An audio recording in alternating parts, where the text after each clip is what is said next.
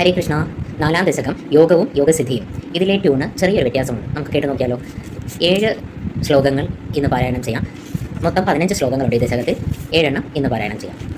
കല്യതാ മമ കുരുഷതാവതീം കല്യതേ ഭവതുപാസനം യയാ സ്പഷ്ടമഷ്ടവിധയോഗചര്യയാ പുഷ്ടയാ ശ്രുതവ തുഷ്ടിമാപ്നുയാം ബ്രഹ്മചര്യദൃഢയാദിഭേര്യമൈ ആപ്ലവാദിനിയമൈശ്ച പാവിതാ കുർമഹേ ദൃഢമമേ സുഖാസനം പങ്കജാദ്യമപി വാ ഭവത്പരാ താരമന്തരനുചിന്യ സന്തതം പ്രാണവായുമഭിയമ്യ നിർമ്മലാ ഇന്ദ്രിയാണി വിഷയാദതാപഹൃത്യാസ്മയേ ഭവതുപാസനോന്മുഖാ അസ്ഫുടേവ ഭുഷിതേ പ്രയത്നദോ ധാരയേ മധിഷണാ മുഹുർമുഹു തേന ഭക്തിരസമന്തരാദ്രതാമുദ്വഹേമ ഭവദം കൃചിന്തകാ വിസ്ഫുടാവയവഭേദസുന്ദരം ത്വദ്വഭോ സുചിരശീലനാവശാത് ആശ്രമം മനസി ചിന്തയാമഹേ ധ്യാനയോഗനിരതാ സദാശ്രയാം ധ്യായതാം സകലമൂർത്തിമീദൃശീമുന്മിഷന്മധുരതാഹൃദാത്മനാം